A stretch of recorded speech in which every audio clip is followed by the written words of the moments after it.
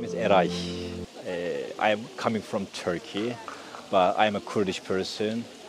It's been just 2 or 3 months now. I've been living in Gießen as an asylum seeker.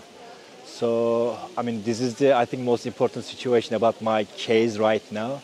I was an English teacher, by the way, and I'm 35, but I had to escape. I had to flee from Turkey because of Erdogan's and his political party, AKP's, political oppression, authoritarian policies, and especially for the last 10 years, they are even getting more oppressive, and they leave no place for the opposite parties and individuals. So that was my reason to flee from Turkey.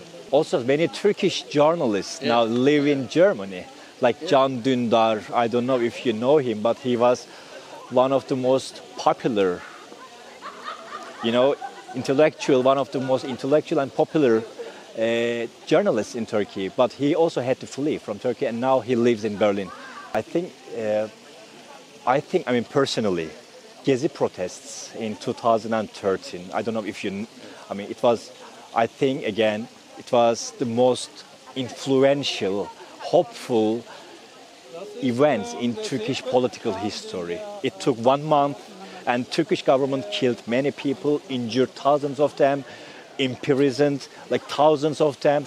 So 2013, Gezi protests was one of the breaking points for me personally. And then the oppressions for Kurdish political party, HDP and Selahattin Demirtas. He is, by the way, still imprisoned with no reason, because he was the most influential opposite leaders against Erdogan. So they imprisoned him for no reason. So 2013 was the breaking point. But I hoped something could be changing in Turkey. But everything got even worse and worse. I'm here alone, living in the camp as an asylum seeker and waiting for my unknown, dark future. I don't know what happens in the near future. Yeah. They miss me, every day. They send me messages on Instagram. We have been messaging. They're asking me, hey, Eray teacher, where you are? And unfortunately, I have no answer. I cannot tell them why I am here, what I am doing here. Of course, I cannot tell them I'm an asylum seeker. I am just saying I am here for a holiday. Hopefully someday I will return, or I don't know, I am looking for a job in Germany. Every time I make excuses, but I cannot explain my political situation being an asylum seeker. Because in Turkey, if you are a Kurdish, but if you are a political Kurdish, if you are a Kurdish who is against Erdogan, then you are a terrorist. So I am a terrorist as well in Turkey, in the eyes of Turkish government.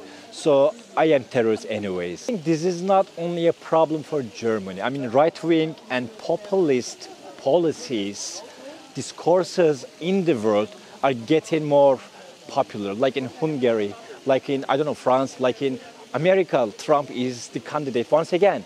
In Turkey, come on, I come from Turkey, so I know what it means. So for me personally, it is very dangerous for Germany as well.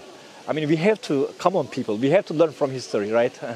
Right-wing, AfD is getting popular already in 3 Bundesland states in Germany. They got really high votes, Thüringen, now Brandenburg. So anyways, it's a very dangerous situation, and I think as left opposite people, we have to take an action instead of being silent.